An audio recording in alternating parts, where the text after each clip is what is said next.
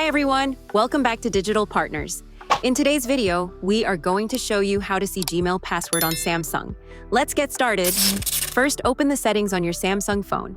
Scroll down until you find General Management and tap on it. Then scroll again and select Passwords, Passkeys, and Autofill. Here you will see two services available.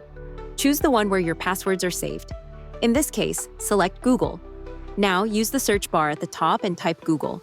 Select it and enter your phone PIN. You will now see all the accounts saved under Google. To reveal the password, simply tap the eye icon. And that's it. Now you know how to view your saved Gmail password on your Samsung phone. We hope this tutorial was helpful. If you have any questions, feel free to drop them in the comments. Don't forget to like, subscribe, and hit the bell so you won't miss our upcoming tutorials. Thanks for watching Digital Partners, and I'll see you in the next video. Bye.